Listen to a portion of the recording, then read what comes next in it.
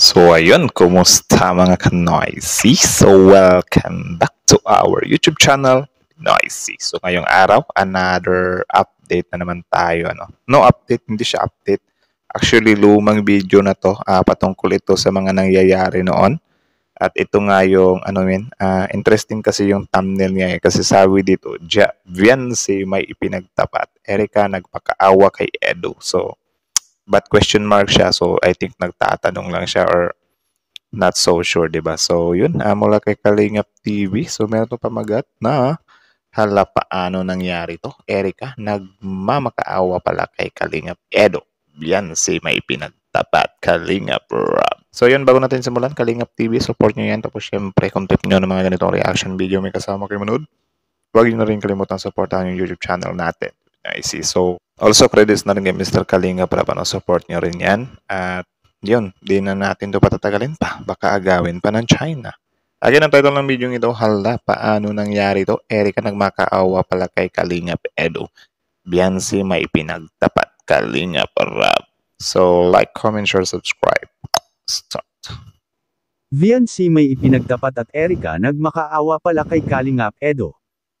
Ano kaya yung pinagtapat ni Viancy, men? Viancy may ipinagtapat at Erika nagmakaawa pala kay Kalingap Edo. Okay, Bakit naman kaya? Yan ay atin nang malalaman mamaya mga Kalingap. Magandang Tune araw in. sa inyong lahat mga Kalingap, sanay hindi nyo po makalimutan na mag-like sa video na ito. Bakit kaya, men? Any ideas?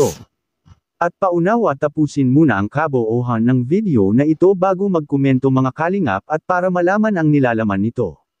At Okay. maraming salamat po sa pagpatuloy na pagsuporta lalo na kay Kuya Val Santos Matubang at Kalingap Rob. Yun, support nyo rin yung mag-ama, guys, EDC ang bagong sikat na tandem ngayon ng Team Kalingap. Dati ay ang Edrica ang malakas na tandem ng Team Kalingap, ngunit bigla itong naglaho dahil sa pag-alis ni Erika at iniwan niya bigla si Kalingap Edo. Yun lang. Ang isa sa mga dahilan ni Erika ay si Kalingap Edo, hindi pala ito nagustuhan ng kanyang lolo at lola mga Kalingap. Nagtanong, totoo ba yun? Diba? Dahil si Erika dati napilitan lang itong makipagtambalan kay Kalingap Edo alang-alang lang sa mga matatanggap niya na nagmumula sa mga sponsors ng Team Kalingap.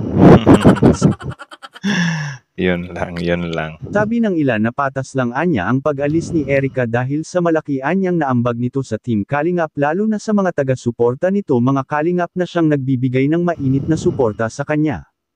Kayo, agree ba kayo, guys, na patas lang? Kasi parang may naiambag naman din siya. Comment down below. Well, tama naman ito mga Kalingap, ngunit tandaan natin na hindi mangyayari na sumikat kaagad si Erika kung hindi ito naipakita ni Kalingap Rob sa kanyang vlog mga Kalingap.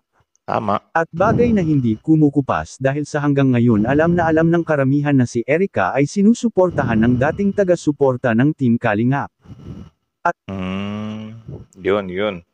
Kung I know, kilala nyo naman din yung tinutukoy dito, di ba? Kayo pa ba? Ngayon ay kinakamit na niya ang pagiging independent mga Kalingap dahil sa atin ding napag-alaman na nagbabalak itong si Erika na mag-vlog ito balang araw at may naghahawak sa kanya ngayon na mga tao at mga vlogger.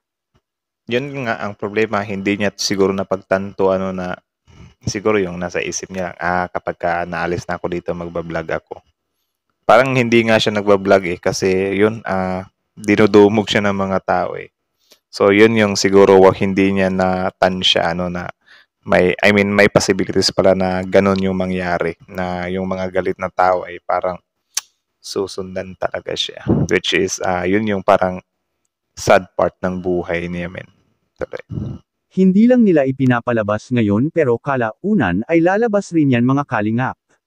At lalo pa na Tama. nakakamit na niya ang mga pangarap niya sa buhay at isa na nga dito ang kanilang bahay mga Kalingap na natatapos na nga anya ito at napakaganda pa anya kahit pa sa kanyang kwarto. At Oo. Erika nagmakaawa pala kay Kalingap Edo. Bakit naman kaya? Bakit kaya? Any idea kung bakit siya nagmamakaawa? May mga pagsisisi bang naganap? Possible din, di ba? Nakikita ngayon ni Erika ang mga nakamit at tagumpay ni Kalingap Edo sa buhay ngayon. Ano Alam yan? natin na si Erika ay gusto niya si Kalingap Edo, ngunit ang malaking pagkamali lang ni Erika dahil hindi siya nagtiwala sa magagawa ni Kalingap Edo at nakinig siya sa kanyang pamilya na layuan ang taong ito. Ngayon, Tapos yun, malaman-laman natin na wala naman palang kinalaman yung family niya. Pati yung lolo niya nga nagsalita na against sa kanya eh. Tapos yung tita niya nagsalita din na against sa kanya. Grabe, sobrang seryoso ng sobrang serious ng usaping ito. Kita nyo naman, di ba? Na may sasakyan na si Kalingap Edo ay siya sana ang unang makakasakay nito. Ngunit si Viancy na ngayon mga Kalingap dahil si Viancy na ang bagong love team ni Kalingap Edo ngayon. Sa kabilang dako naman mga Kalingap Viancy may ipinagtapat makikita po natin sa video. Ano kaya yan? Any guess? 5, 4, 3, 2, 1. Continue. Paano yan? Pag ako drive, titiwala ka ba sa akin? Kaya di pa ako Kahit noon pa to. Bumili pala siya una ng sasakyan kahit hindi pa siya marunong. Parang naalala ko yung ako dati, bumili ako ng scooter tapos never pa ako nakapag-drive ng scooter. Nakapag-test drive lang ako sa tropa ko pero mga 2 kilometers lang ata yun. Tapos nun mga next day or next month bumili agad ako ng scooter eh. Tapos yun, nung bumili ako sa casa, pinahatid ko pa sa bahay. Kasi yun nga, hindi pa ako marunong ng automatic. Tapos wala pa din akong lisensya that time. So yun, same dito na tatawa lang ako na marinig na si Kalingap Edo. Bumili pala siya ng sasakyan muna bago siya nag-practice. Pero, Hindi. Bagay ako rin eh. Paano pag marunong na ako? Nasakay ka?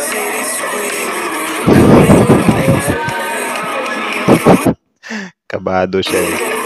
Grabe naman, marunong na ako, no? Basta magpaalam lang anya si Kalingap Edo sa mama ni Viancy ay sasakay at sasama ito kay Kalingap Edo. Anong masasabi niyo po tungkol dito mga Kalingap? Please comment and God bless you all. Yun din yung isa sa pinakamaganda, no? Yung pag-uugali ni Viancy, parang siya, makaluma siya or yung mga Maria Clara bang tawag doon? Mga Maria Clara times. Yung mga actually nakakamiss din yung makalumang way ng mga babae kapag nililigawan sila na pakipot ba. Like talaga matcha-challenge talaga yung mga guys ba. Kaya yun dati pahirapan din yung paghihiwalay or pagloloko ng kalalakihan kasi nga matagal nilang matagal nilang nakukuha or matagal nilang napao yung isang babae. Unlike ngayon na siguro 3 days or 1 week, wala na. Sasagutin ka na ng babae. Tapos syempre, madali mo lang siyang nakuha. Of course, madali lang din niyang matatapos. Diba? Kumbaga wala siyang panghihinayang ba. So yun yung kinapangit kapag mabilisan lang yung panliligaw. So, yan. Narinig nyo naman yung kay Viancy times na sabi niya na okay lang naman. Pero yun, magpaalam ka muna sa mami ko. Which is, yun din naman yung gagawin ni Edo kasi Edo is a man with respect. Kumbaga, parang din siya, kita nyo naman yung way niya of handling Erica, di ba? Which is, din naman. Okay lang din naman si Edo, Yun nga, hindi lang siya na-appreciate ng, dating partner niya siguro. Kaya, ganun, di ba? So, yun pala yun. Grabe, may sasakyan na siya. Anong month pa to? Tagal na eh. Tapos yun nga, natawa lang ako dun sa bumili muna siya ng sasakyan bago siya matutong mag-drive. I think funny yun. Though, cool kasi meron na siyang car, di ba? Panis kayo dyan. So, yun pala yun. Parang lang din eh, blessing in disguise lang din na nagtapos yung book ni Edrica. Tapos nagbukas naman yung book ng Edsy, di ba? So parang talaga nakaplano talaga lahat. So ika nga nila kung nakakaranas ka ng heartbroken or broken heart, heartbroken, or naging broken heart, or naging heartbroken ka, something like that. Of course, expect ka din na may magandang mangyayari din sa'yo soon or whatsoever, di ba? So, yun lang naman. Again, bago nyo iwan yung video to, Kalingap TV, supportahan nyo yan. Original video, link in the description box below. Tapos, syempre, credits na rin kay Mr. Kalingap Rob. Support nyo rin.